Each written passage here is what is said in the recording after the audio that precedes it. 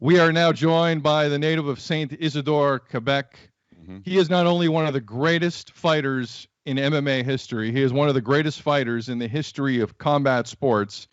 And Tim, from a Canadian perspective, how would you also describe him? Like, how would you? One of the greatest athletes that Canada has ever produced. Easy. Period. Doesn't have to be combat sports. Across all sports.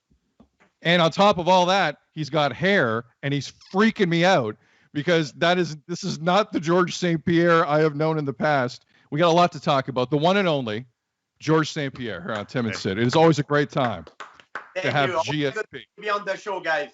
It's great to talk to you. We have a lot to get to. You got a relationship with Budweiser Team Zero here. You're an ambassador. We'll get to that in a second. It's a pretty cool idea, actually. And we'll get to your future, so to speak. The hair. The hair on top of your head. I'm trying to move past it, George. And I know you could destroy me in my sleep, and I will always respect you for that. But I can't move past it. Why do you now have hair at this stage of your life? What's going on? I had an audition to do for a big movie, and I needed to play an obnoxious friend. And my team suggested me that I needed to change the image to better chance to have the audition to be chosen. I needed to change the image of the good guy martial artist that I am to look like somebody else. And when I did it, after that, I had some compliment from different people. Some people liked it. My mom loves it. My dad hates it. So it depends, you know. So I decided to keep it a little bit longer. I'm not gonna lie. Among the two, like I when I see hair, I think obnoxious friend too. George, I'm not gonna lie. Hey, George, but thumbs up for the hair club, you and me right now. Hell, thumbs up. Thumbs up, George. Feels good. Feels good.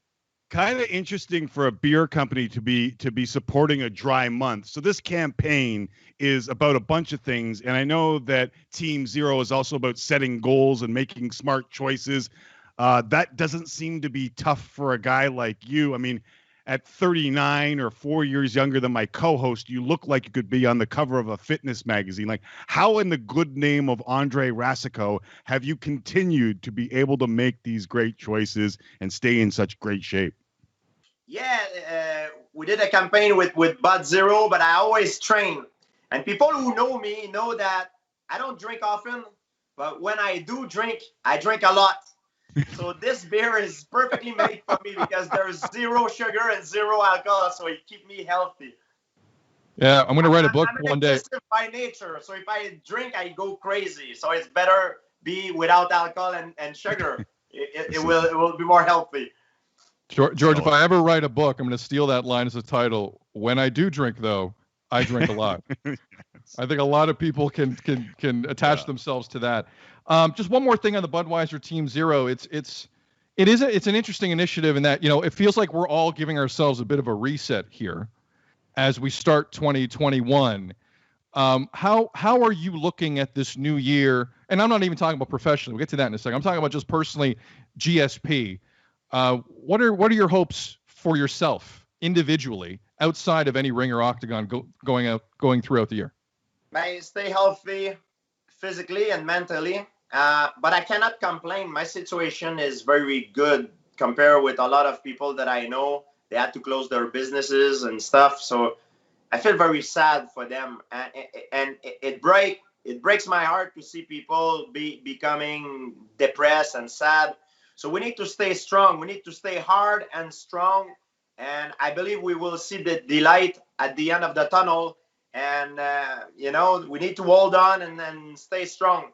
And don't forget that, I mean, if you study the past, you will know that we're in the period right now, not even if you take the average human being, we're in a period that human being has never been as comfortable as it is. You know, they in the hunter-gatherer time or medieval time, they were very hardcore times, but we forgot about that now. You know, if we think about what our ancestors have done and what they've been through, it's like for certain people, like especially for me, but like it's hard now. But for certain people, consider the what we live to compare what we used to be. But if you take it in a global way, our life is pretty good. You know what I mean? The one and only George St-Pierre here on Tim and Sid. Okay, George, I want to focus on you here, and allow me, George and Timmy, to just kind of jump into it, because time is not always our friend on this show. George, obviously, and Tim mentioned it earlier, you're 39. With the hair, you look 28, but you're 39 years old. And the question in MMA that has really never left since your Bisping fight is, when are we going to see George again? Now, earlier today, one of our colleagues here at Sportsnet, Stephen Brunt, had the opportunity to speak to UFC President Dana White. Dana White's currently in Abu Dhabi. They're getting ready for 3 huge cards here in about a week. And Khabib Nurmagomedov came up. Khabib is undefeated. To the layperson, he is the hottest name in MMA. He is walking away after dealing with some personal tragedy. But again, people are wondering when Khabib would come back and fight again. George, we're going to run a clip for you here. Stephen Brunt is going to ask Dana about Khabib and his future, and your name came up. We're going to play the clip now. We'll talk about it on the... Oh, here it is. Here it is. We'll talk about it on the other side. I'm not April Fool. I don't believe you. Wow. No one's fooling you here. Run it. It's kind of hard to imagine, at this stage. I've seen the interviews with George lately, and he's in great shape. He's still working out, but he's fought. Got a head full of hair. Yeah, got a head full of hair, but it's fought what 8 years, I think it is now. Is there any way that if that was what would get Khabib back, is there any chance that fight could get made? If tomorrow night he tells me I'll come back and the only fight I'll do is George St-Pierre, it looks like I got to get to work. So we'll see.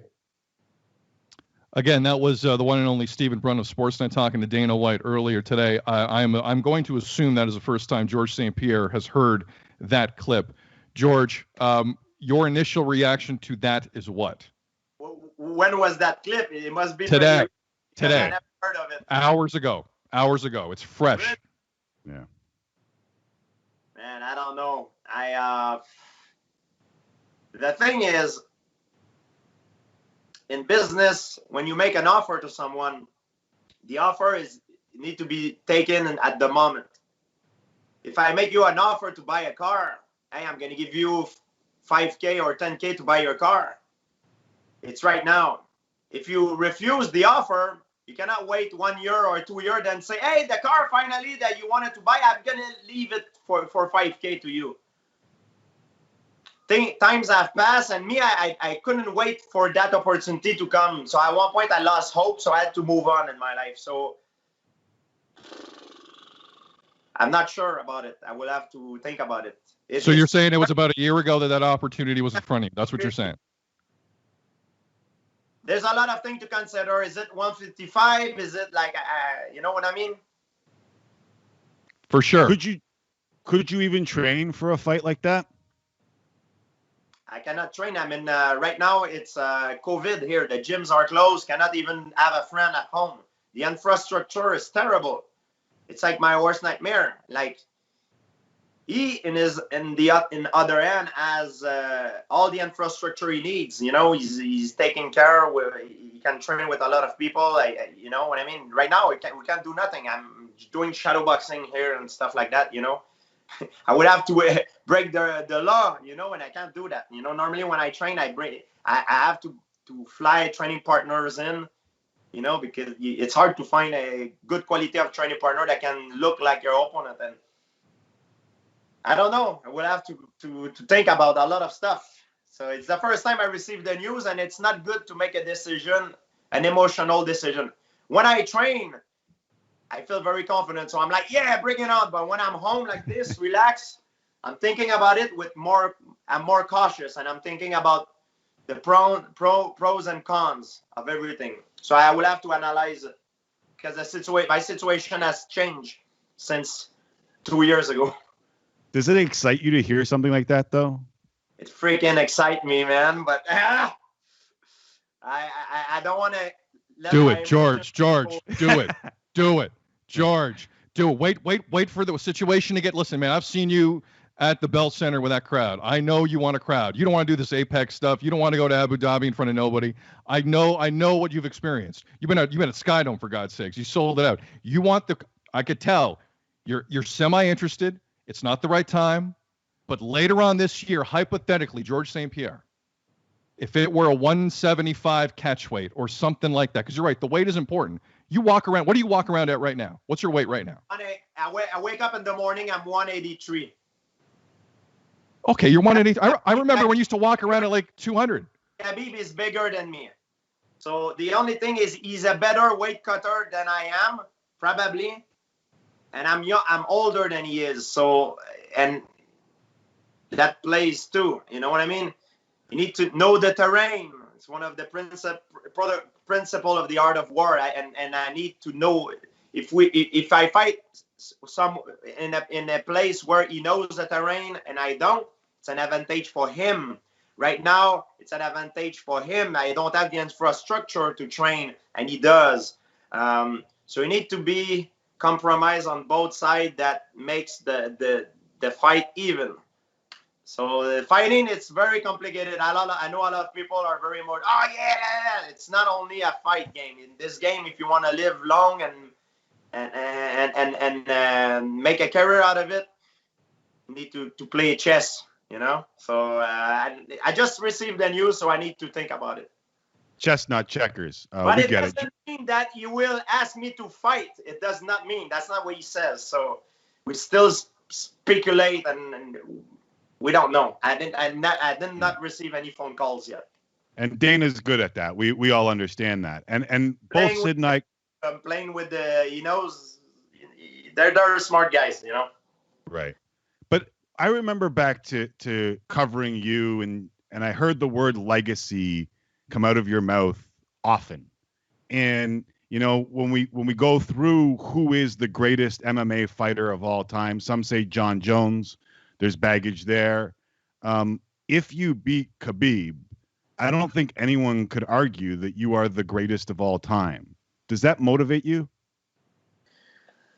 Nah, it's always subjective. There were always people that will say this person is, the other person is. That depend for which reason. You know, I believe being the greatest of all time, it depends for which reason you want it. You know, if you look at the guy that, for me, accomplished the most incredible thing, it's Royce Gracie. The guy that faced the most adversity is John Jones. The person that is the most well-rounded could be Demetrius Johnson. The most flamboyant, maybe Anderson Silva.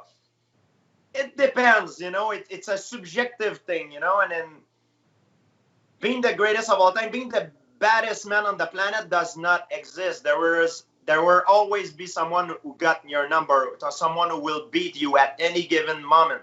You know, you wink, you blink, you make a mistake, boom, the whole thing falls. Like you know what I mean?